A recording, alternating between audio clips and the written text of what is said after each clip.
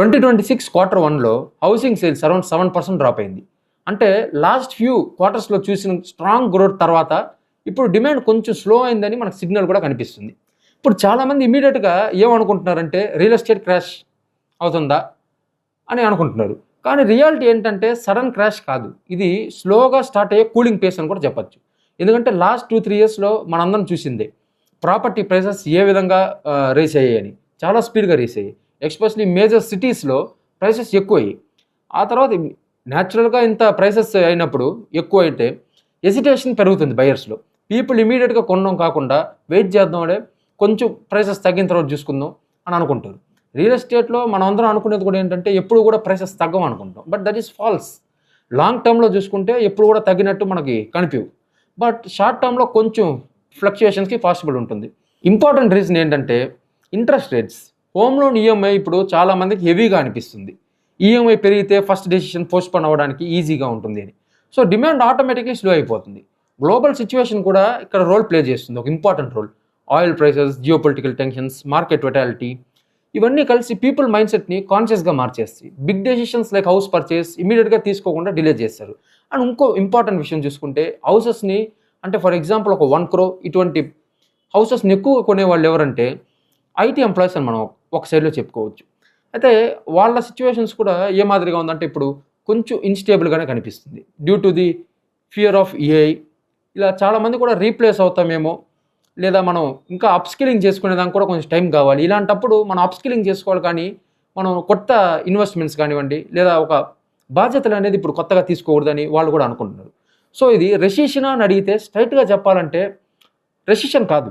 కానీ ఇది economic slow down అని సిగ్నల్స్ కూడా మనకు వస్తుంది. రియల్ ఎస్టేట్ సెక్టార్స్ చాలా సెన్సిటివ్. ఎకానమీ స్లో అవ్వడానికి ముందు సిగ్నల్స్ ఇక్కడ కనిపిస్తాయి. ఇప్పుడు నెక్స్ట్ ఏం జరుగుతుంది అని మీరు అడిగితే మార్కెట్ ఇమ్మీడియట్‌గా ఏం కొలాప్స్ అవ్వడానికి ఛాన్సెస్ లేవు. రియల్ ఎస్టేట్ ఆల్వేస్ కూడా స్లో మూవింగ్ అసెట్స్‌గానే మనం భావించవచ్చు. ఎందుకంటే ఫాస్ట్‌గా వొటాలిటీ ఉండదు. దాంట్లో స్పీడ్ కూడా ఉండదు. అంటే మనం లైక్ అదర్ స్టాక్స్ లాంటి వాటిలో చూసుకుంటే అలా ఇక్కడేం జరగదు. కానీ డిమాండ్ వీక్ అయితే బిల్డర్స్ కూడా కొంచెం డిస్కౌంట్స్‌లో ఇవ్వడానికి స్టార్ట్ చేసేదానికి ఛాన్సెస్ ఉంటుంది. ఎస్పెషల్లీ ఇన్వెంటరీ క్లియరింగ్ అంటారు దీన్నే. ఫర్ ఎగ్జాంపుల్ మనం ఏ విధంగా అయితే సూపర్ మార్కెట్స్‌లో చూస్తామో ప్రైసెస్ అంటే ఎక్కువ స్టాక్ తీసుకువచ్చిన తర్వాత సేల్స్ జరగకపోతే దాన్ని కొంచెం తక్కువ రేట్స్‌లో అమ్మేదానికి చూస్తారు. సో అదే విధంగా ఇక్కడ కూడా జరుగుతుంది. కొన్ని ప్రాజెక్ట్స్‌లో నెగోషియేషన్ పవర్ బయర్స్‌కి షిఫ్ట్ అవుతుంది. అంటే ఇంతకుముందు ఏదైతే మనకి బిల్డర్స్ వాళ్ళు చెప్పేవాళ్ళు అంటే ప్రైస్ మా దగ్గర ఇంకా ఫ్లాట్స్ పెద్దగా లేవు. తీసుకుంటే మీరు ఈ రేట్‌కి తీసుకోవచ్చు అని. అది కొంచెం తగ్గేదానికి ఛాన్సెస్ ఉంటుంది. అంటే బయర్ సైడ్‌కి ఛాన్స్ వచ్చేదానికి ఉంటుంది.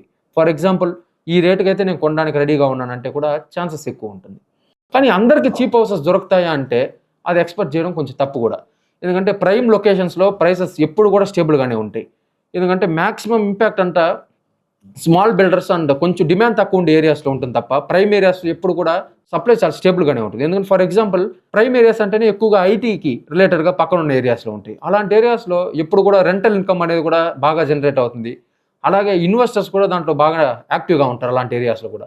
సో స్మాల్ రియల్ ఎస్టేట్ డెవలపర్స్‌కి ఇది ఒక టఫెస్ట్ పేస్ అని చెప్పొచ్చు. ఇక్కడ కొంచెం ఎఫెక్ట్ అయ్యేది కూడా స్మాల్ రియల్ ఎస్టేట్ డెవలపర్సే. ఎందుకంటే బిగ్ స్కేల్‌లో చేసే వాళ్ళకి ఎప్పుడు కూడా క్యాష్ అసెట్స్ అనేవి బాగానే ఉంటాయి. సేల్స్ కొంచెం స్లో అయితే క్యాష్‌లో ప్రాబ్లమ్ వస్తుంది. అలాగే కన్‌స్ట్రక్షన్స్, న్యూ ప్రాజెక్ట్స్ అవన్నీ కూడా డిలే అవ్వచ్చు. లోన్స్ రీపే చేయడం కూడా కొంచెం కష్టం అవుతుంది బిల్డర్స్‌కి. కొన్ని కేసెస్‌లో ప్రాజెక్ట్ స్టక్ అవ్వడం కూడా పాసిబుల్ అవుతుంది. ఇది ఓన్లీ రియల్ ఎస్టేట్‌కి లిమిట్ కాదు. కన్‌స్ట్రక్షన్ స్లో అయితే దీనికి రిలేట్ అయి ఉన్న వేరే సెక్టార్స్ ఫర్ ఎగ్జాంపుల్ మనం ఇప్పుడు కన్‌స్ట్రక్షన్‌లో మేజర్‌గా యూజ్ చేసేవేంటి సిమెంట్, స్టీలు అలాగే లేబర్ జాబ్స్ ఇవన్నిట్లో కూడా స్లో అయ్యేదానికి ఛాన్సెస్ ఉంటాయి. ఫర్ ఎగ్జాంపుల్ సెక్టార్స్ ఇంపాక్ట్ విషయంకొస్తే స్టీల్, సిమెంట్ వీటిలో బాగా ఇంపాక్ట్ అనిపిస్తుంది. ఇండైరెక్ట్‌గా దేనికి మీద ఉంటుందంటే ఫస్ట్ బ్యాంక్స్ అని చెప్పొచ్చు. ఎందుకంటే బ్యాంక్స్ కూడా ఇండైరెక్ట్‌గా ఇంపాక్ట్ అవుతాయి. బికాస్ హోమ్ లోన్ డిమాండ్ తగ్గుతుంది కాబట్టి. కానీ ఇక్కడ ఒక ఇంపార్టెంట్ యాంగిల్ ఉంది. బయర్ సైడ్ నుంచి చూస్తే ఇప్పుడు మార్కెట్ హీటెడ్ పేస్‌లో ఉందనుకోండి. ఇలాంటి టైంలో మనం కొనేదానికంటే కూడా కొంచెం మంచి బెటర్ డీల్స్ దొరికితేనో లేదా ఇంకొంచెం ప్రైసెస్ తగ్గితేనో కొనుక్కోవడం బెటర్ అని చెప్పొచ్చు. ఎందుకంటే నెగోషియేషన్ పవర్ అనేది ఇంక్రీజ్ అయ్యేదానికి ఛాన్సెస్ ఉంటుంది బయర్స్‌కి. ఫైనల్‌గా అర్థం చేసుకోవాల్సింది ఏంటంటే రియల్ ఎస్టేట్ ఫాల్ అంటే ఏదో పానిక్ అయిపోయింది. లేకపోతే రియల్ ఎస్టేట్ క్రాష్ అయిపోతుంది. లేదా నేను ఈ మధ్యలో కొంచెం కొన్నాను. నా ప్రైసెస్ మొత్తం తగ్గిపోతాయి. అంటే నేను కొనిన దానికన్నా 50% పడిపోతాయి.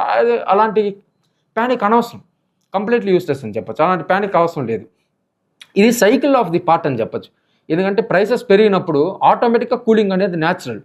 మనం హిస్టరీలో కూడా చూసాం, ఇప్పుడు కూడా చూస్తున్నాం అంతే. సో ఇప్పుడు సిచ్యువేషన్ సింపుల్గా ఏంటంటే మార్కెట్స్లో అవుతుంది, బయ్యర్స్ కొంచెం కాషియస్గా ఉంటారు, బిల్డర్స్ కొంచెం అడ్జస్ట్మెంట్ చూసుకుంటారు, అండ్ ఎకానమీ నెక్స్ట్ డైరెక్షన్ కోసం వెయిట్ చేస్తుందని చెప్పొచ్చు. అండ్ లాస్ట్గా ఒక లైన్ గుర్తుపెట్టుకోండి, రియల్ ఎస్టేట్లో బిగ్గెస్ట్ చేంజెస్ సడన్గా రావు, సైలెంట్గా స్టార్ట్ అయ్యి గ్రాడ్యువల్గా షిఫ్ట్ ఎఫెక్ట్ అనేది కనిపిస్తుంది మనకి.